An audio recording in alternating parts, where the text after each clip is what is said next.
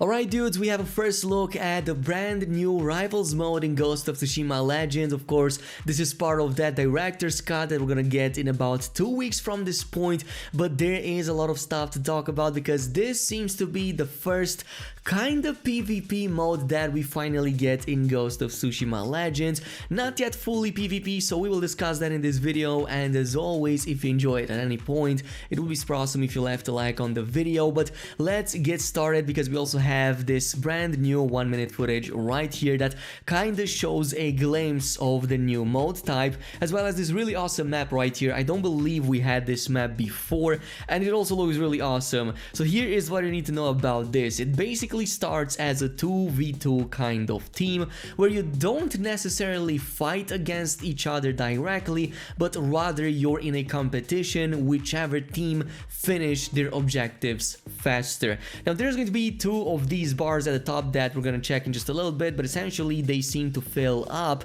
as you take down enemies, complete objectives, and also some of these orbs that you will see at some point in some of these gameplay scenes, but there might be a few more things on top that will add towards these objectives. Now towards the end of the clip we can see that this team right here is descending into a boss fight arena. I believe that that might be a little bit tie-in with some of those skulls at the top of the screen. I'm not really sure yet. We're gonna check that in just a little bit, but there definitely seem to be a bunch of boss fights that are relating to this entire challenge. So likely you're going to progress through each of these boss challenges, and it's likely going to increase in difficulty, at least judging from the skulls. But let's get started with the details that you probably want to know. So first of all, this is going to be an update to the Legends mode, and just like every other Legends mode update, it's going to be absolutely free of charge. You don't have to pay for it.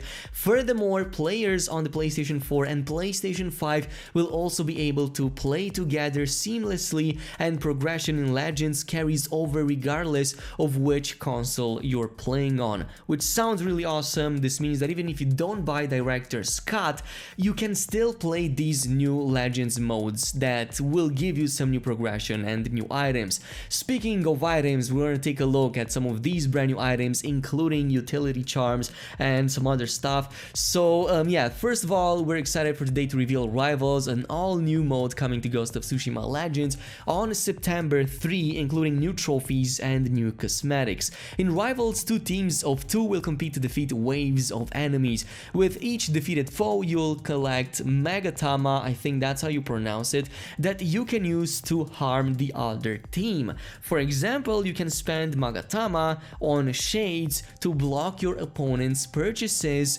curses like health drain, exploding bodies, etc., even to set them on fire and more. And I believe that there's a lot more other mechanics in there as well. So once you've spent enough Magatama, you'll unlock final stand waves, complete these before the opposing team to win. Now it's not fully PvP as I've said, but the fact that you can actively sabotage the enemy team before they actually complete the timer, and you know, before they take your advantage, it sounds really awesome. It's not fully PvP, it's indirect, but we're getting close. Now the second important piece of information is the fact that as the Rivals launches, they will also be releasing the new gear mastery system. So this is a new expansion of the progression system and rewards for Legends mode. Players who've earned 110 level gear will now be able to bind it to a class and activate something called mastery challenges. This will allow a piece of gear key level to be upgraded to 120 and eventually unlock a second perk slot, which is going to be huge.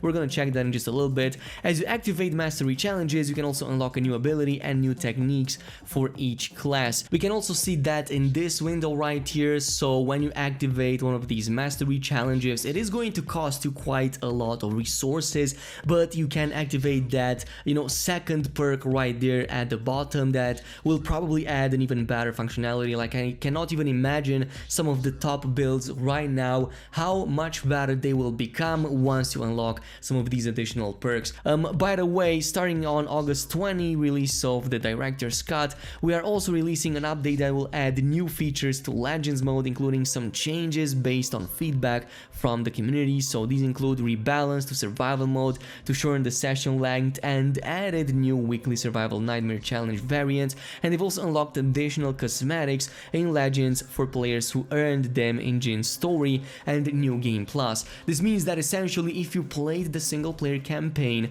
these will carry over to the multiplayer and you're gonna be able to use these into that Legends mode as well. And by the way, we also have a first look at this armor set right here, which definitely seems to be new and it looks really awesome. And I also want to take a look at this utility charm, by the way, which apparently is going to be of this a part of this gear mastery system upgrade that's going to happen in September. So these will feature a new cursed system on them. Essentially, you get a negative trait, in this case a -9% resolve gain, but you can purify it. Now the purification ritual is probably going to be different for each item, but in this case you have to defeat about 5 foes while you are at full health to take these down, to take this curse down.